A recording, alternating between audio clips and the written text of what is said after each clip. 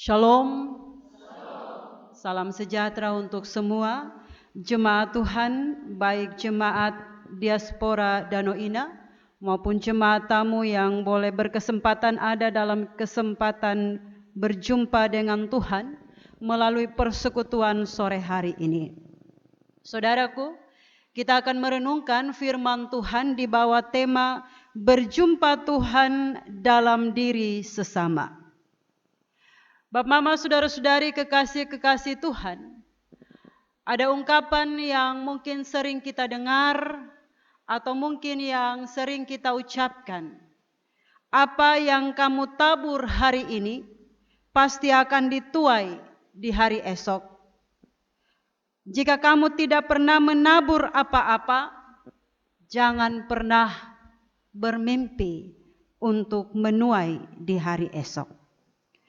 Kalimat ini hendak mengingatkan saudara dan saya bahwa apapun yang kita lakukan di hari ini akan kita terima hasilnya di hari esok. Kalau anak-anak belajar dengan baik di hari ini, tentu dia akan mendapatkan hasil yang baik juga di hari esok. Tetapi sebaliknya, jika tidak pernah belajar, tidak pernah untuk punya waktu menyiapkan segala sesuatu dengan baik, maka jangan harap kita juga akan mendapatkan nilai yang baik, apalagi hasil-hasil yang baik di masa depan. Jika yang dilakukan baik, maka kebaikan pula yang akan kita tuai pada waktu besok. Sebaliknya, jika yang dilakukan adalah hal yang jahat, maka hal yang jahat pula yang akan kita terima di hari esok. Karena itulah saudara, kita diminta untuk bijaksana dalam menjalani kehidupan di dunia ini. Billy Graham, seorang penginjil terkenal, mengingatkan kita bahwa dunia tempat kita hidup saat ini hanya tempat kita berjalan sementara menuju surga. Tuhan tidak pernah mau kita ke neraka. Tetapi jika manusia ke neraka, maka dia pergi karena pilihannya sendiri. Jadi apa yang kita kerjakan hari ini pasti akan kita tuai di hari esok. Bapak, Mama, saudara-saudari kekasih-kekasih Tuhan, bacaan kita hari ini sesuai kalender bacaan Sinode Gemit merupakan bagian penutup dari rangkaian pengajaran Yesus tentang akhir zaman. Kalau kita membaca dari pasal 24 Injil Matius ini, kita menemukan bahwa pasal 24 dan pasal 25 ini adalah khotbah Yesus tentang akhir zaman. Karena itu Bapak, Mama, saudara-saudari, kalau kita lihat dari pasal 24, bahkan bacaan kita yang terakhir merupakan perikop yang terakhir dari pengajaran Yesus tentang akhir zaman. Sekali-kali Yesus tidak pernah mengajarkan kita untuk memfokuskan pikiran kita dengan pertanyaan kapan akhir zaman itu akan datang. Kalau kita baca dari pasal 24 sampai 25 terakhir ini, kita tidak pernah menemukan Yesus ingin supaya fokus kita itu dalam sebuah pertanyaan kapan akhir zaman itu datang. Ada banyak orang yang mulai mereka-reka dan kita menemukan banyak fakta tentang itu. Ada yang bilang nanti akhir zaman tanggal ini, bulan ini, tahun ini dan seterusnya. Padahal itu tidak pernah tercatat dalam Alkitab. Yesus sendiri sebagai anak Allah tidak pernah dia mengatakan tentang kapan waktunya tiba. Namun dari pengajaran Yesus ini saudara, kita temukan Yesus ingin menggambarkan apa yang harus dilakukan dalam penantian akan akhir zaman itu. Teks bacaan kita secara khusus menggambarkan apa yang akan terjadi di akhir zaman, yakni akan terjadi penghakiman. Dan tidak ada satu orang pun yang bebas dari penghakiman itu. Di mana anak manusia, yaitu Kristus sendiri, akan berdiri sebagai hakim yang adil dalam kemuliaannya. Kemuliaannya ditandai dengan semua malaikat bersama-sama dengan dia. Dan dia akan bersemayam di atas tahta kemuliaannya.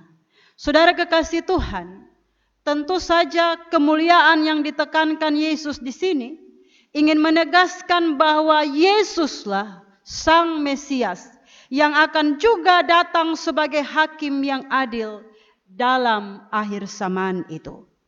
Karena itu saudara, saya mau katakan bahwa pilihan kita untuk beriman kepada Yesus Kristus hari ini harus diimani sebagai pilihan yang tepat, tidak keliru.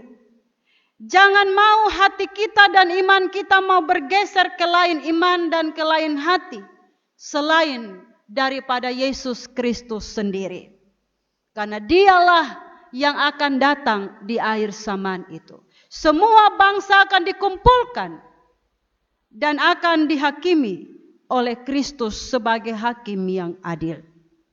Karena itu saudara, jangan pernah apapun tantangan imanmu saat ini, entah itu mungkin cintakah, apakah, jangan pernah mau iman kita digeser dari Kristus Tuhan. Karena tidak ada yang akan datang lagi selain Kristus. Itu jaminan. Sehingga kita harus semakin kuat dalam iman kepada Kristus. Dalam segala tantangan kehidupan beriman kita di saat ini. Bapak, Mama, saudara-saudari, kekasih-kekasih Tuhan. Selanjutnya kita melihat apa yang terjadi pada penghakiman terakhir itu.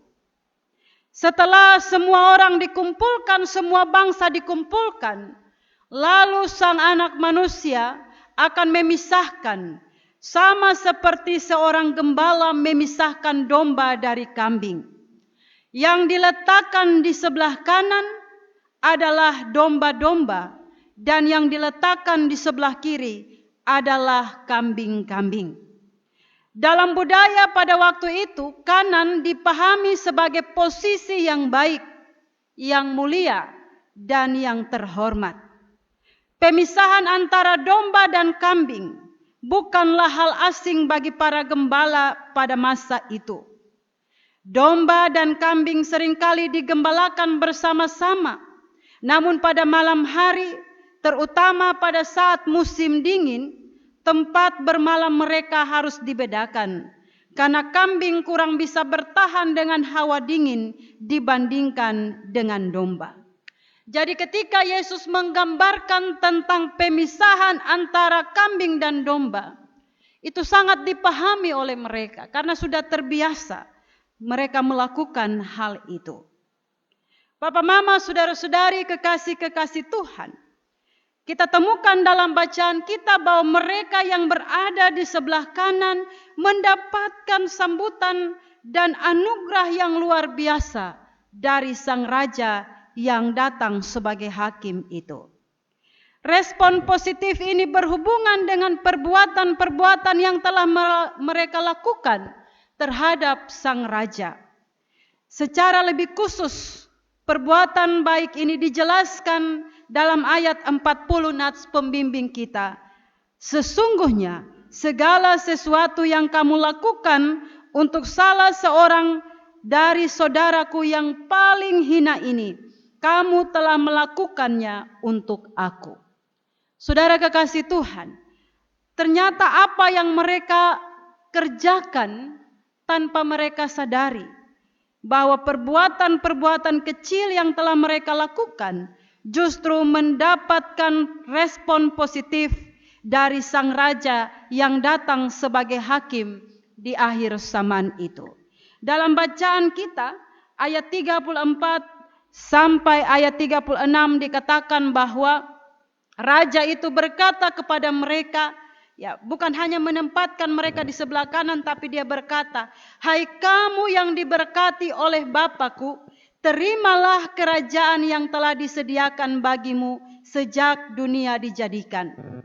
Sebab ketika aku lapar, kamu memberi aku makan. Ketika aku haus, kamu memberi aku minum. Ketika aku seorang asing, kamu memberi aku tumpangan. Ketika aku telanjang, kamu memberi aku pakaian. Ketika aku sakit, kamu melawat aku. Ketika aku di dalam penjara, kamu mengunjungi aku. Apa yang mereka lakukan, meskipun tidak ada dalam pikiran mereka bahwa mereka akan mendapatkan sesuatu, mereka hanya melakukan saja. Justru itulah yang dikatakan sebagai sesuatu yang telah mereka lakukan untuk melayani sang raja. Mereka menjumpai orang-orang seperti itu, orang-orang yang dipandang hina dalam pandangan dunia ini. Tetapi mereka melakukan tindakan-tindakan kecil dengan kasih yang besar. Sehingga segala sesuatu yang telah mereka tabur pada waktu itu, mereka tuai pada akhir zaman dengan mendapatkan anugerah keselamatan dari Allah. Saudara kekasih Tuhan, mungkin kita bertanya, siapakah saudaraku yang paling hina itu? Dalam beberapa tafsiran kita temukan, ada yang mengungkapkan bahwa secara sederhana yang disampaikan Yesus dalam gambaran bacaan ini adalah merujuk kepada semua orang yang membutuhkan pertolongan tanpa terkecuali.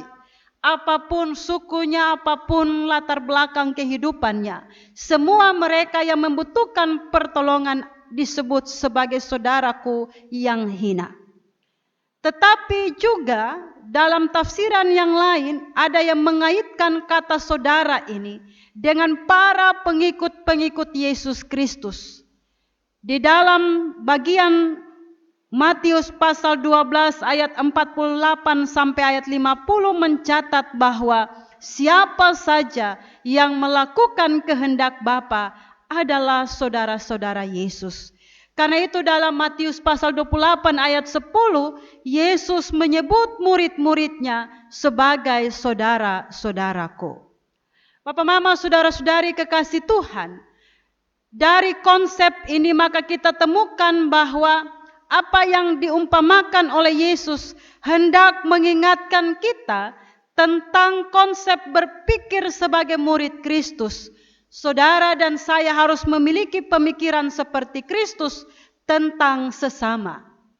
Sesama itu bukan seperti yang dunia sajikan, bahwa mereka yang harus sederajat, sepikir, selevel, ya, seusia, seide, sekomunitas, dan standar-standar dunia yang lain.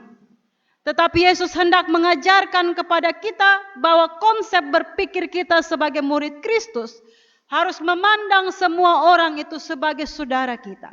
Apapun latar belakangnya, apapun agamanya, apapun perbedaan yang ada di sekitar kita. Tetapi yang terutama juga adalah saudara-saudara seiman kita. Itulah yang harus ada dalam pikiran kita bersama. Sehingga di dalam kehidupan bersama sebagai tubuh Kristus, kita tidak lagi membeda-bedakan cara kita bersikap itu karena perbedaan satu terhadap yang lain. Jangan karena saya orang Rote, ketika berjumpa dengan orang Rote, saya berlaku baik sekali. Tapi ketika berjumpa dengan orang Timor misalkan, saya buang muka. Konsep berpikir kita harus dirubah. Semua kita adalah saudara di dalam Tuhan. Dan semua kita harus hidup sebagai orang bersaudara. Atau jangan sampai kita berpikir bahwa saya pun komunitas, saya pun skuad ini sudah. Jadi kalau ketemu ketemu pun skuad, ketemu bisa tersenyum dengan manis, tertawa dengan gembira. Tetapi ketika berjumpa dengan di luar skuad kita, tidak ada senyum, tidak ada canda tawa apapun. Saudara kekasih Tuhan, firman Tuhan hari ini hendak mengingatkan kita bahwa semua yang ada di sekeliling kita harus kita lihat sebagai saudara-saudara kita. Apalagi mereka yang adalah saudara seiman kita. Yesus anak Allah saja, dia mau menyebut murid-muridnya, bahkan orang-orang yang melakukan kehendaknya sebagai saudara-saudaranya. Apalah kita? Kita hanyalah manusia yang diciptakan Allah, terbatas dalam segala sesuatu. Kita diciptakan dari tanah. Karena itu, mari kita hidup sebagai orang yang saling menghargai, menghormati sebagai sesama saudara di dalam Tuhan. Papa mama, saudara-saudari, kekasih-kekasih Tuhan. Dalam bacaan kita, kepada para domba mereka mendapatkan anugerah yang luar biasa karena mereka telah melakukan tindakan-tindakan menolong orang-orang yang dipandang hina itu. Tetapi ini bukan berarti bahwa konsep keselamatan adalah karena kita melakukan perbuatan baik. Tidak dimaksudkan Yesus seperti itu. Yang dimaksudkan oleh Yesus adalah ketika mereka adalah domba-domba Kristus, mereka harus membuktikan bahwa mereka beriman kepada Kristus dengan tindakan-tindakan nyata, kebaikan-kebaikan sekecil apapun itu, sebagai bukti bahwa mereka adalah orang-orang beriman. Yakobus pasal 2 ayat 17 mengatakan bahwa iman jika tidak disertai perbuatan, maka iman itu pada hakikatnya mati. Orang beriman harus disertai dengan perbuatan-perbuatan baik dalam kehidupannya. Perbuatan-perbuatan baik kepada sesama. Itulah panggilan kehidupan orang beriman. Sementara dikatakan dalam bacaan kita bahwa kepada mereka yang ada di sebelah kiri digambarkan sebagai kambing-kambing. Mereka dikatakan bahwa mereka mendapatkan sesuatu yang tidak mereka harapkan.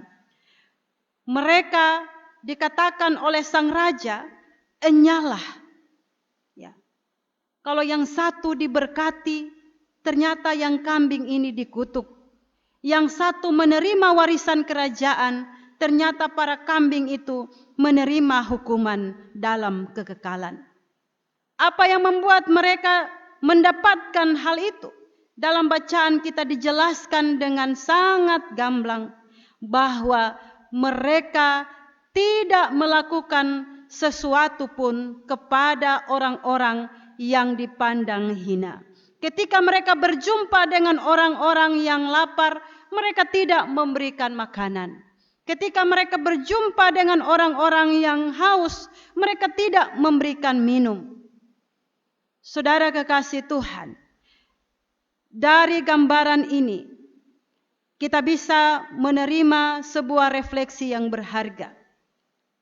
Bagaimana seharusnya kita menjalani kehidupan sebagai anak-anak Tuhan menanti akhir zaman itu datang. Tuhan menghendaki kita supaya kita terus melakukan yang terbaik sebagai wujud iman kita kepada Tuhan Yesus. Tema kita mengatakan berjumpa Tuhan dalam diri sesama. Hendak mengingatkan kita bahwa perjumpaan dengan Tuhan itu tidak hanya ada di dalam ibadah-ibadah liturgis seperti ini. Tetapi perjumpaan dengan Tuhan juga ada dalam diri sesama-sesama kita. Bahkan yang terpenting adalah dalam diri mereka yang hina, yang tidak punya makan, yang tidak punya air, yang tidak punya tumpangan, yang tidak punya pakaian, yang dipenjara, yang sakit, dan seterusnya. Dalam diri mereka ada wajah-wajah Tuhan. Ini menjadi refleksi berharga bagi kita. Supaya kita tidak memperlakukan sesama kita seperti yang dibuat oleh dunia ini. Jangan ketika kita berjumpa dengan orang-orang yang lapar, yang son punya makanan, kotong justru tambah menghina dia. Padahal kotong son bisa kasih bantu dia makan jo. Ya. Ketika kotong berjumpa dengan orang yang haus, kotong son bisa tawar dong 1 gelas air pun. Padahal kotong punya 1 galon air. Ketika kotong berjumpa dengan orang yang mungkin datang gereja ini, ya, dong pun pakaian itu terus. Lalu kotong bilang, son bisa ada pakaian lain, ya. Son bisa bantu orang, tapi mulut pakai untuk hina orang, merendahkan orang punya kelemahan. Saudara kekasih Tuhan, firman Tuhan mau tegur kotong semua. Jangan sampai kotong berlaku seperti para kambing-kambing itu. Dongson punya hati untuk peduli kepada orang lain. Kambing yang digambarkan dalam bacaan kita kan dongson buat hal yang jahat. Tapi dompung salah adalah dongson punya hati untuk bertindak menolong orang lain. Dongson dia punya hati supaya bisa menolong orang lain. Dongson dia buat jahat, tetapi dong pasif untuk melakukan kebaikan. Itu juga tergolong sebagai kambing-kambing yang pada akhirnya dienyahkan dan ada dalam penghukuman kekal. Karena itu saudara, refleksi yang pertama bagi kita sore hari ini, bahwa Tuhan menghendaki saudara dan saya untuk hidup sebagai orang-orang beriman kepada Kristus yang senantiasa memiliki hati Kristus, memiliki mata Kristus, melihat saudara-saudara kita sebagai orang-orang yang pantas untuk kita tolong. Bukan pantas untuk kita hina, rendahkan, mempermalukan, dan lain sebagainya. Pandanglah saudara-saudara kita sebagai orang-orang yang juga adalah ciptaan Tuhan, yang setara dengan kita. Jika mereka ada dalam kekurangan, apa yang kita lakukan itu menjadi pertanyaan refleksi bagi kita. Adakah kita memiliki hati seperti Kristus yang bersedia menolong mereka? Ibu Teresia mengingatkan kita, tidak usah buat hal yang terlalu besar, tapi lakukanlah hal-hal kecil dengan cinta yang besar. Hanya bisa kasih makan dong satu piring saja, tapi dengan kotong lakukan dengan tulus hati, dengan cinta Tuhan bagi mereka. Justru itu akan dicatat sebagai anak-anak Tuhan yang pasti menerima warisan dari Allah.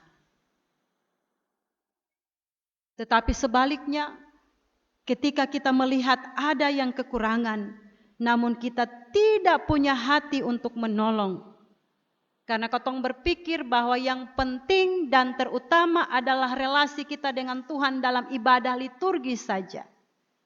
Tentang sesama itu urusan dunia, bukan urusan saya. Saya pikir kalau kotong punya konsep seperti itu dalam pikiran, Tuhan mau tegur, jangan memiliki seperti itu.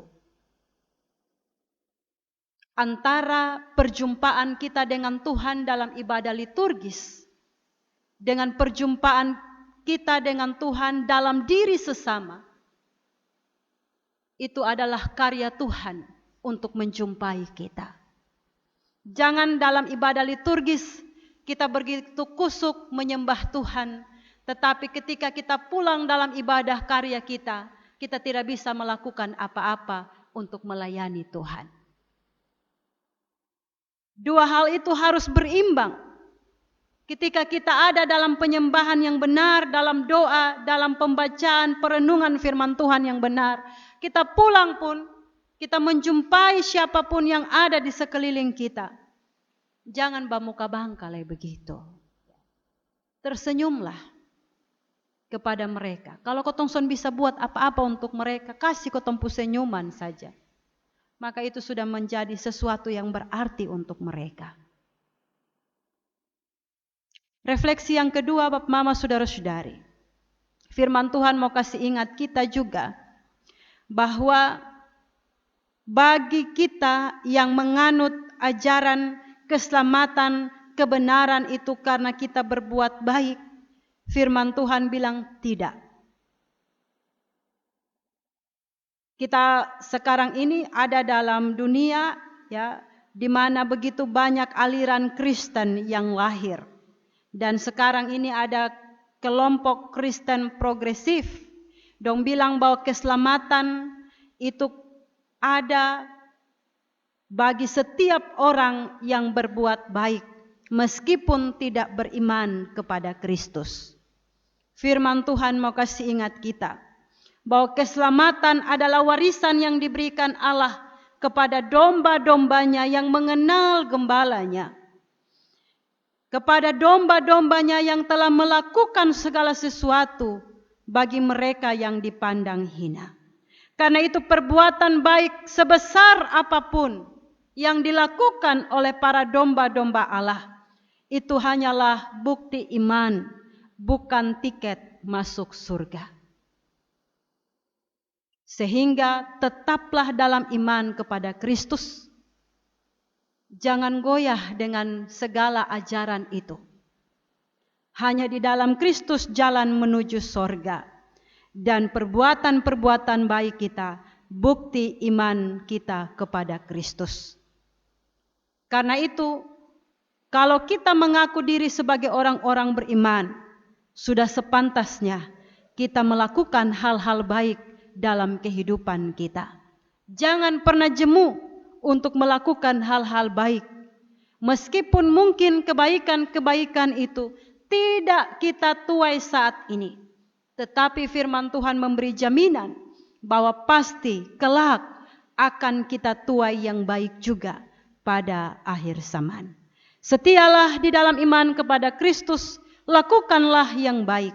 Dan dalam perjumpaan dengan sesamamu, biarlah engkau senantiasa melihat mereka sebagai wajah-wajah Tuhan. Tuhan kiranya memberkati kita dengan kebenaran firman-Nya. Amin.